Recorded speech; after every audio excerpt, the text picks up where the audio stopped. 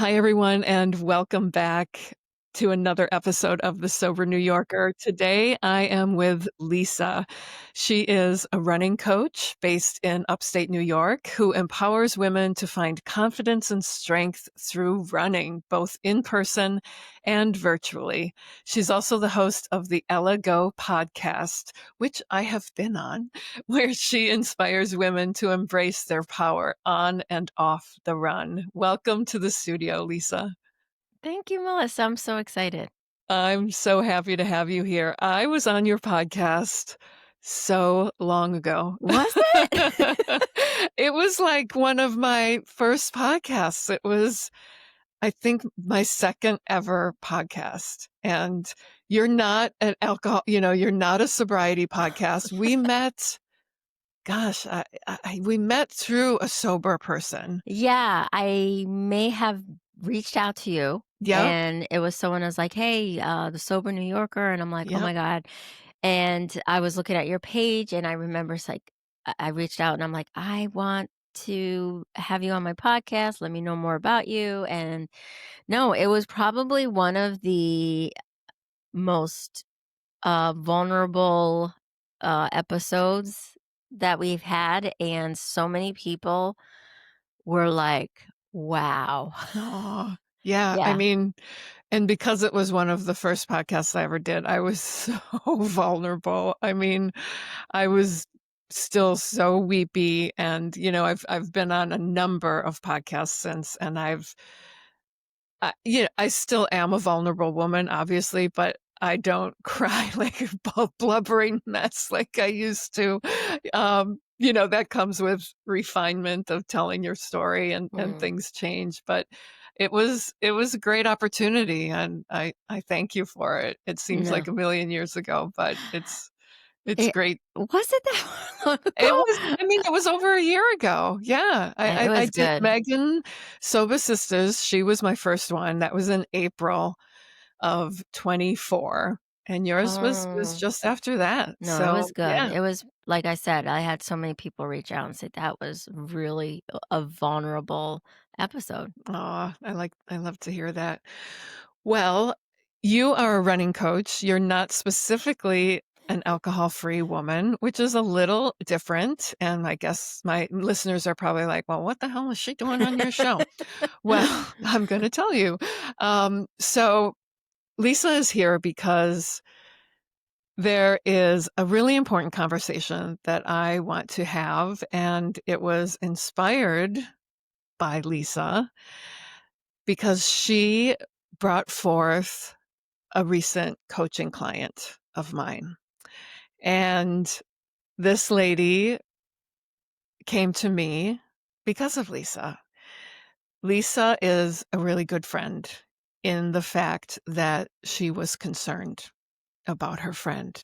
Mhm. And she reached out to me on Instagram and said, "You're a coach, right? And I'm really concerned about my friend. I had an intervention." And I thought, "Oh my gosh, this sounds really dramatic." But yet I thought, "Holy shit, good for you." Because I have had people ask me, "How do I bring up that Mm, conversation with a friend?" It's mhm, so hard. mm, And I think it's really important to get this out there because so many times we just won't because it's uncomfortable mhm, and we won't do things that are uncomfortable and mm, scary. And my whole thing is if it's scary and uncomfortable, it means you should do it. mhm. So, can you just kind of give me a little backstory on what was driving you to have this conversation and how did it feel in your bones, in your body to take that leap? I got the tissues right here. That's okay. We Um, so I well, I never in my I never had any inclination that, or thought that, she had an issue at all. We went out, we used to go out, we had fun, but we knew how to, glass of wine, and it wasn't anything crazy. I think that, you know, COVID probably didn't help. Um, and, she then started, I will say she mentioned to me how much she has been drinking. And I was like, wow, how much? And then when she said to me she was drinking during the day, I was like, okay, that's not good. Mhm. And I'm just listening because I don't want to go in being judgy and or anything like that. So I was just like, oh, in my mind, I'm like, ah, she's just stressed out and things like that. But then I noticed a change in her demeanor and her face and the way she just did not seem with it and not healthy. And every time there was like a time where we didn't really get to see each other because we were so busy with life. And then I remember we went out again, and when I picked her up, I was in shock. Yeah. It was probably we haven't seen each other face to face for probably 3 months. And when I saw her, I was like, oh my God, who is this? And we were supposed to go get a drink, like go out and Mm. get a drink like we normally do. And I'm like, how you're just like you're watching them and you're thinking all these thoughts and they're just like, oh, talking and everything. And so we went out, we had a drink, and then I'm just watching her and I'm like, something. I said, are you okay? Are you really okay? And she's like, yeah, yeah. And then every time she said, yeah, I'm like, I don't believe you. In my head, I'm saying that. And then I saw her, I didn't say anything. And then I saw her again, and it was like she was not looking good, increasingly getting worse. Her face was puffy. She looked swollen. And I wanted to say the second time I saw her was like, Are you still drinking during the day?" And then she said, "Oh, no, I'm not doing it as much." And I asked her that. I actually asked her, "No, I don't do that."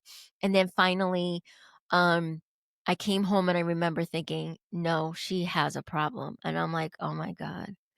I said, I need to say something. And I'm like, you know what? I may lose her friendship. Mm. And if I do, then I do. What am I gonna do? Sit there and just watch her, like, slowly die? Because that's what she looked like to me. So, I remember the day that I reached out to her and I said, "Hey, let's go out." And I'm like, "Why did we even say go out?" I'm like I said at first I said, "Let's go out," but then I'm like, "Why don't we go out and have tea?" Like, go go have tea or go go to lunch or something. And she's like, "Why can't we go out?" I'm like, "No, because 'cause I'm just thinking, let's just, go to Panera or something like that." And she's like, "No, let's go out. Let's have dinner." I said, "Okay, let's have dinner." I saw her, and, on our way there, I parked the car and I said to her, I said, "I gotta tell you something." I started crying. And, God, I'm getting, like, teary-eyed over this. I started crying because I'm like, "I'm gonna tell you something that you might not wanna talk to me after this. You might not wanna, be my friend, but I'm gonna tell you this, and you're probably gonna get mad."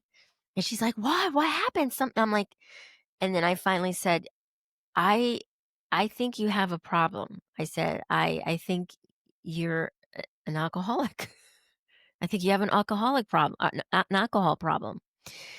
And she looked at me, she goes she didn't even, like, say no. Wow. She just, like, looked at me and went, "Yeah." And I'm like, "Listen, I love you. I don't wanna lose you. I love you so much. I don't want you to I don't want anything happening to you." And she goes, "I know." And we both cried. We both hugged each other. And, she said, you're not the first one who said this to me." And I'm like, wow. And she said that, somebody, her boyfriend, mentioned it to her. And then I said, okay. So she goes, "You're the second person who said something. So it sounds like, you know what? Maybe I need to do something." So after we went out and ate, had dinner, I dropped her off, and as soon as I dropped her off, her boyfriend called me, Mm. and he said, "Thank you." He said, "I've been telling her that something's, like, not right and that she needs to stop, and I wanna thank you." And I said, "No, of course." He goes, "Look, she really needs help." And I'm like, well, I'm not." I mean I'm a former therapist, but I don't have a lot of experience working with, people who have that type of, you know, problem or issue. So I said, you're the first person I thought of Yeah. because she says, I don't want to go to a counselor. I don't want to go to, I said, I've got the perfect person for you. I said, I know her very well. I've had her on my podcast. She is sober. She is experienced it herself. And then I gave her your Instagram. I gave her the episode that you were on my podcast. I said, "You have to listen to this." She is very vulnerable. She talks about how you know, she was able to become sober and then she went back to to drinking again. Like she is definitely someone who can understand where you came from.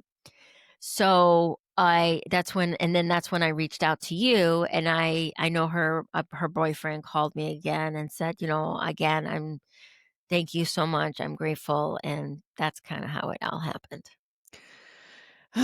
Yeah, I just it's amazing because, like you said, you thought you were going to lose a friendship. Mhm. Like, that is what keeps people stuck with not bringing that subject up. Yeah.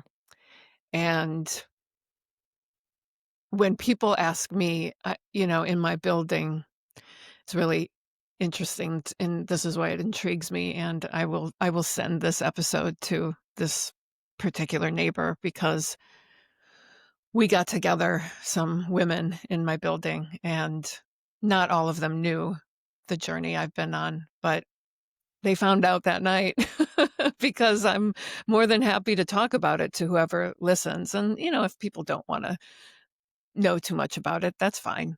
But the ones that do, they really start to ask questions. And this lady in particular really started to ask questions. And then she leaned in and said, I have this friend and I really think she's drinking too much. What would you say to her? How could I bring that up to her? And the thing that I say, which is exactly how you put it, you don't want to come off judgmental. You lead with heart. You lead with compassion.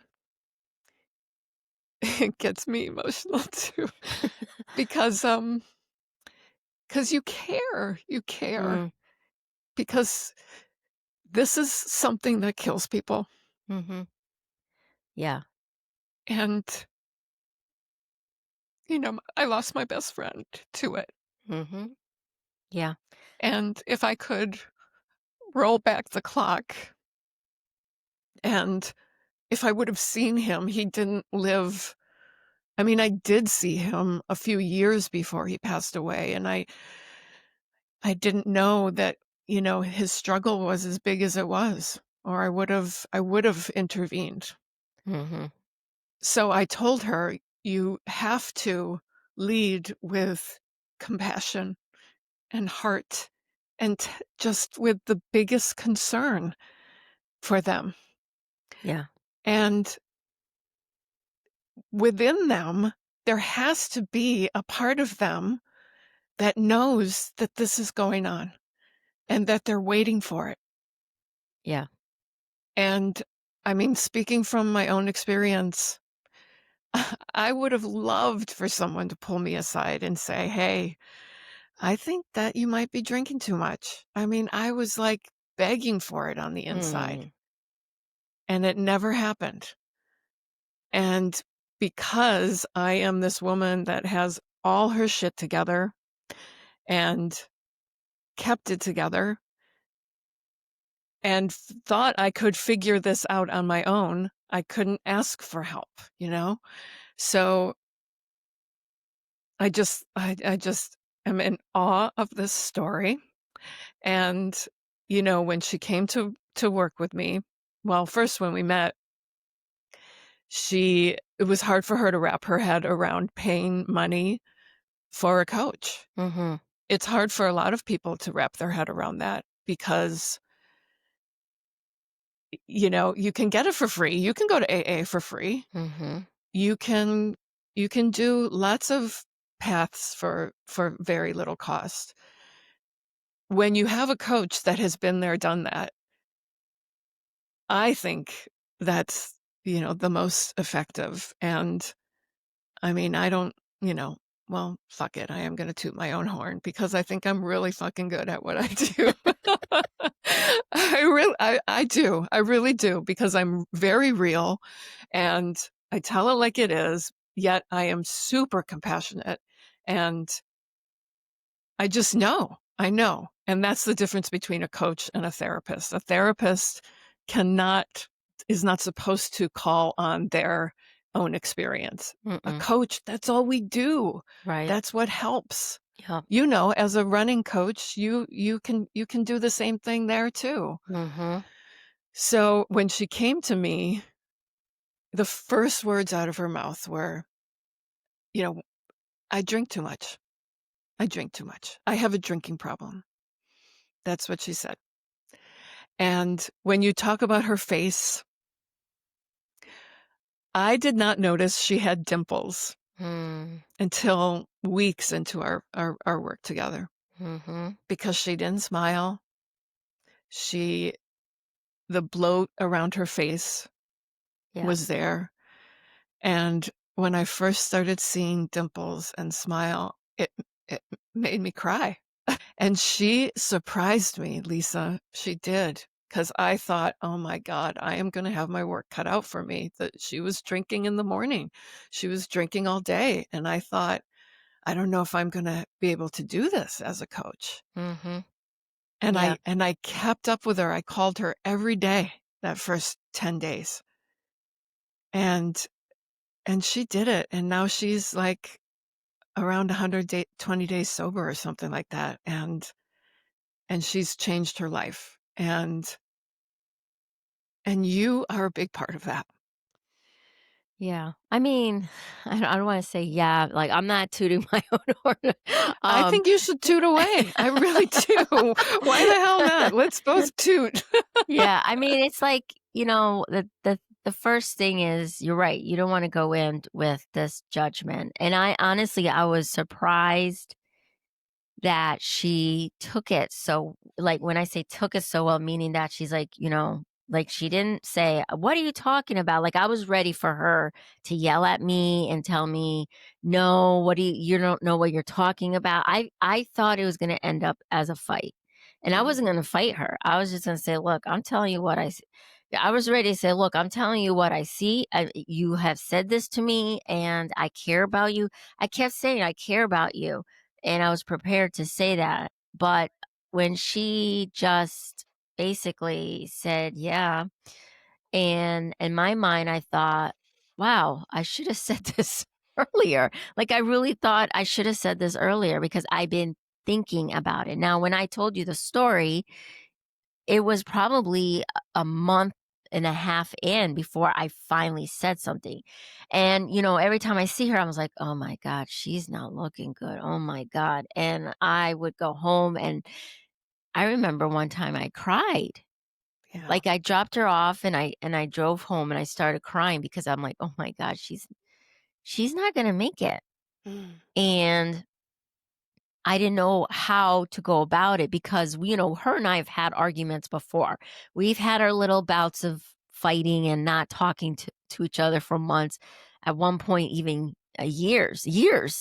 And I was prepared for that to happen. Um, but I was really scared to say anything, and then I would forget about it. I was like, okay, out of sight, out of mind.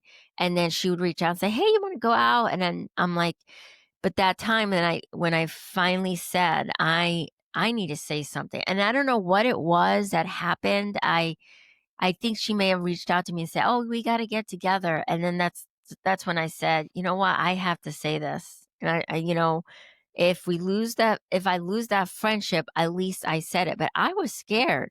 I mean, she's my friend, but I was scared to say anything.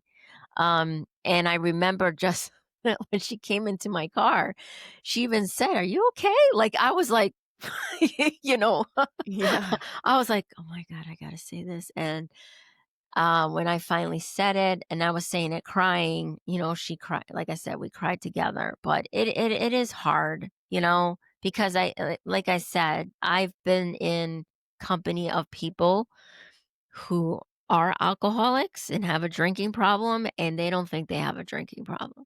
Right. You Right. know, they I mean, I'm like watching them and I would say, "Hey, you don't think you're drinking too much?" And they got mad. Like, Right. um, but when she just said, "Yeah," in my mind, I'm thinking she really wanted me. She needed that.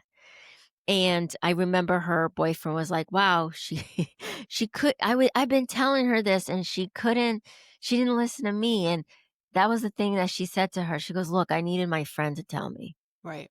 I needed my friend to tell me. I know Right. you've told me this, but I needed her to tell me." Yeah. Yeah, and I think even, when you take that risk of telling someone, like this neighbor of mine, that was her reaction. I don't think she's gonna think she doesn't have a problem. Mhm. So, but even if you take that risk, just by vocalizing it, that person is gonna hear it. And there's gonna be something. They are not gonna forget that. If someone is going to vocalize that, especially a friend, Mhm. even if they feel like they don't have a problem, they are not going to forget about that. Right. And they're going to go to bed at night and they're going to think about it. The next time they have a drink, they're going to think about it. And at some point, like a ripple, something is going to happen. And if it doesn't, well, you did the best you could. And as a friend, you know what I mean? You have to take that chance, that risk. And I just love that in your case, it paid off. And she, I mean, we spoke about you in many sessions, and she told me, I'm a big believer in treating yourself for milestones, 30 days, 60 days. I think once she got to 100 days, I said, "How are you going to treat yourself?" And Mhm. she said that the two of you were going to go on a girls' trip of some sort. Yeah. So, so I hope that is in the works It is. It and is. being planned. It is. Yeah. It Yeah. definitely is. Yeah. And I Yeah. think what you said, when you said you it's almost like a seed, right? You said it, it's a seed planted in their brain because it's not you can't not hear it. They already said it. But I never wanted to regret not saying anything. You know what I mean? Like something Yeah. happens and I regret, my God, I wish I said this. I mean, I could think about a lot of things that I wish I said to certain somebody. And that was one of the things I didn't want to regret it. If something happened, I didn't want to regret it because of my fear. And rather have a live enemy Yeah. that hates me, Yeah. but alive, Yeah. than someone who is not around, Yeah. you know? I do know because the knowledge that I know about alcohol now, I wish I would have known 5 years ago. I mean, I had no idea that cellulitis, for instance, is a bacterial infection that is really caused by too much alcohol consumption. And the last time I saw my T. Scott in 2019, he had it so bad around his ankles. He had troubles walking, and I had no idea. I Mhm, did not have a clue. And if I would have known, you know, I don't dwell on the fact that woulda, coulda, shoulda. mhm, I can't like beat myself up about that. right, But damn, you know, I miss him. yeah, And so if you have advice for people, because there's people out there listening, I know they are, and who have a family member or a friend who they're watching from the sidelines, and it's hard to see, and they're thinking of taking that risk. What would you say to them? I mean, you definitely, and you said it already, you want to lean in with kindness and love. I'm telling you this because I love you, and I'm telling you this that I care about you, Mm. and I want you to be around. And you can't really, can I say pussyfoot? You Yeah, can't sure. pussyfoot around. You gotta just, like, say it. You can't be like, No, it's more of like, "I think you have a drinking problem. It seems like you have a drinking problem. I've seen you told me that you're drinking during the day. That's not good. That's Right. not okay." Um, and be prepared that you might lose that person as a friend. And it you know what it is because you've planted a seed. You don't know what's going on in their heads, and you don't know what's going to happen 5 years from now. You don't know what's going to happen next year. For all you know, they do become sober because Mhm. of what you said. They may Mhm. not come and tell you thank you, but at the end of the day, they are still alive on this planet, and rather have that than someone not. Right. And that's just in my mind, that was what drove me. I'd rather have an enemy that doesn't talk to me, but she's still around than someone I cannot forgive myself Yeah. if I didn't say something and she is no longer here. Right. So that was the motivation. And, like I said, lead with kindness, with love, and try your best not to, I mean, they're always gonna see it as judgy, but it's hard, but and I would also say practice, and I did practice. I Yeah. did practice what I Right. was gonna say Yeah. because I was like, "Okay, how do I say this?" And I practiced, how would I want someone to say it to me Right. if I had a problem? What would make me feel a little bit more, her and I being in the car. It wasn't like we're out in dinner, in the car, not in public, in Mhm. private, Mhm. saying it in low voices, and I said it very slowly as I Mhm. was talking, is gives it a little bit more, um, private. It's private, and you're not mocking them, and you're giving them that space to be Mhm. vulnerable. Yeah. Yeah, it gives it more weight, Mhm. more intention. Right, more space, like, this is real, this is serious, and I care for you, Yeah. and we're both gonna cry, and at least we're in the car doing it. Right. Yeah. Yeah. Yeah, yeah. Yeah. So your podcast, Ella Go, is mostly tell me about it.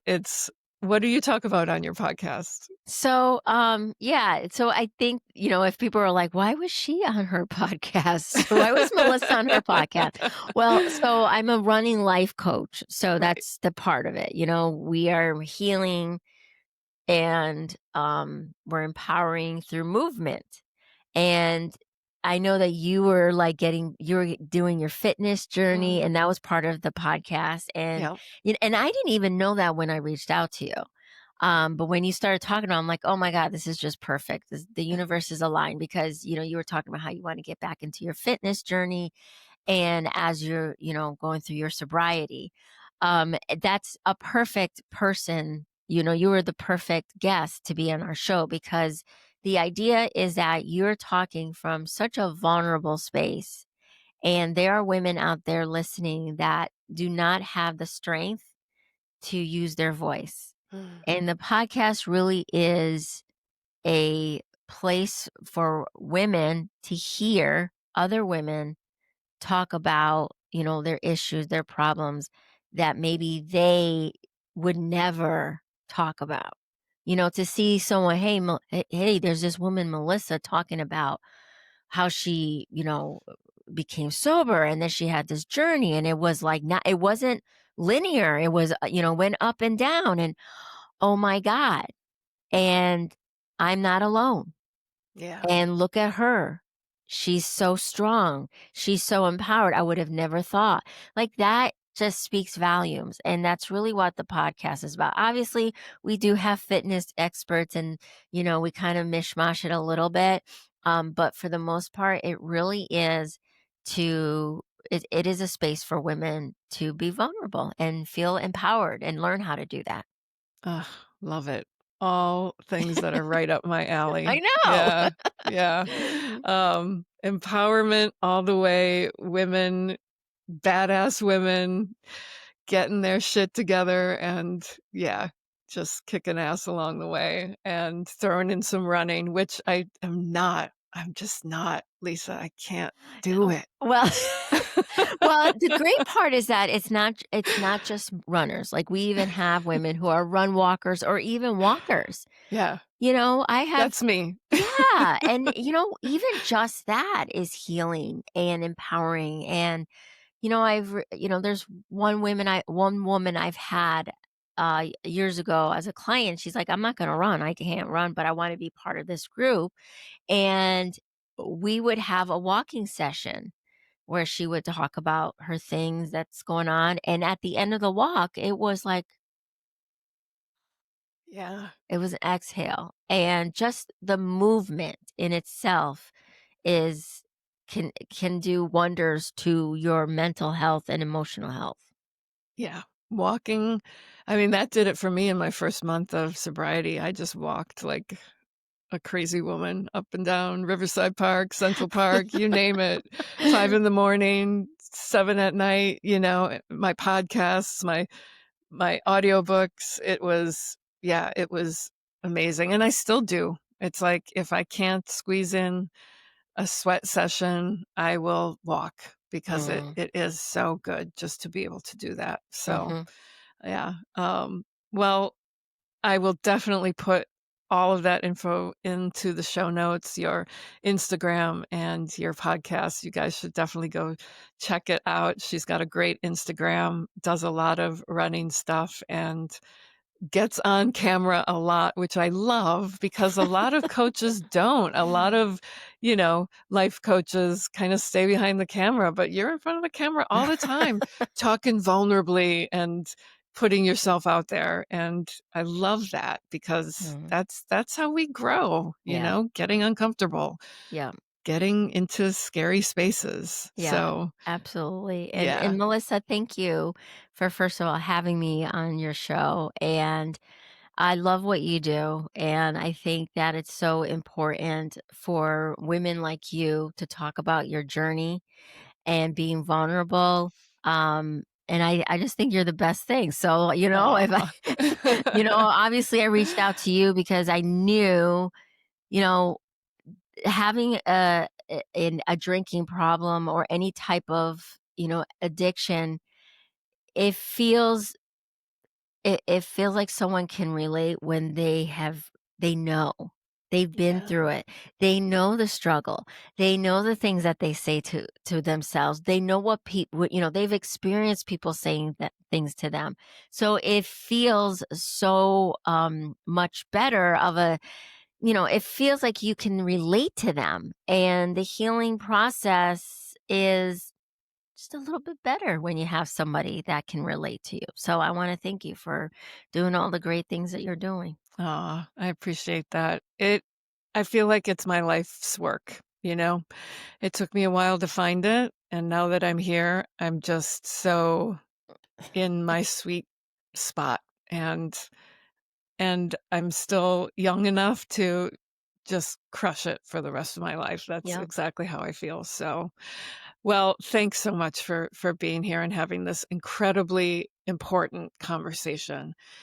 If you, my listeners, know anyone who's struggling, please take these words and take that risk and open up and be compassionate and tell your loved ones how much you love them and that you're worried about them. And it could be the thing that saves their lives, quite honestly. So Lisa, thank you so much, and get back to your running. Thank you, Melissa. Thank you so much again. You're welcome. Folks at home, thanks for listening.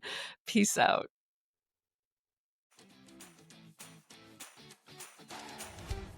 You guys, thanks so much for listening to The Sober New Yorker.